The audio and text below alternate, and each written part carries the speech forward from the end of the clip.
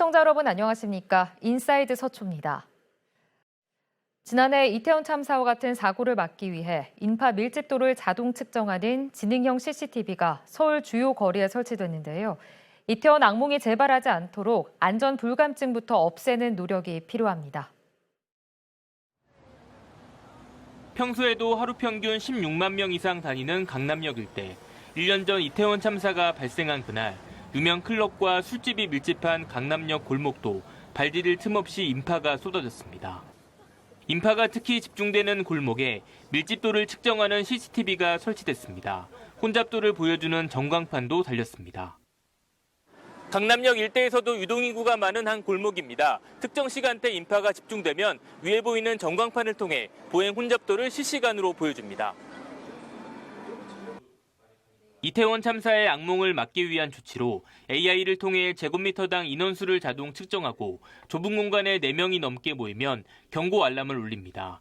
제곱미터당 6명이 넘어 심각 단계로 올라가면 현장 상황이 서울시와 소방, 경찰에도 실시간 전달됩니다.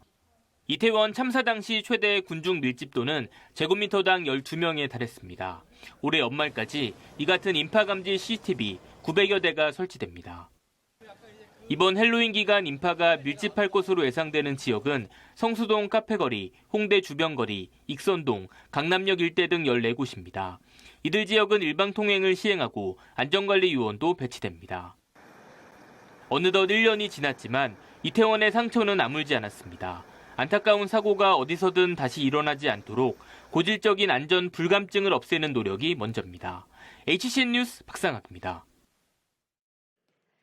서초구가 대규모 재난 대응 역량을 강화하고 통합 대응 체계를 점검하기 위해 2023년 재난 대응 안전 한국 훈련을 했습니다.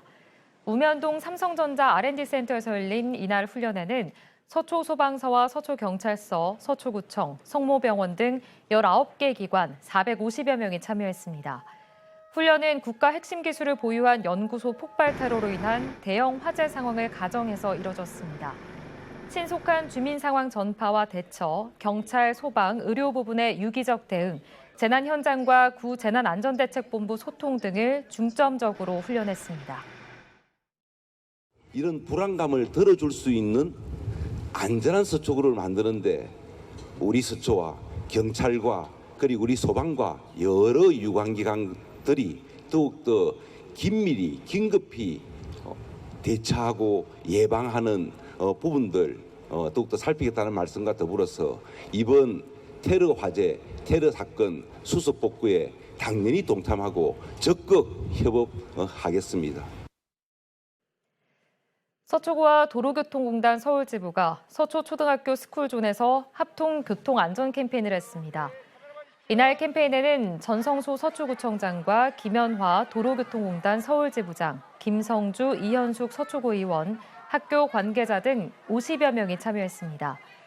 지난 6월 신동초등학교에 이어 세 번째로 열린 합동 캠페인에선 어린이 통학시간 통행 차량과 어린이 등을 대상으로 횡단보도 정지선앞 우선 멈춤, 주정차 금지 등 관련 법규를 안내하고 홍보물을 전달했습니다.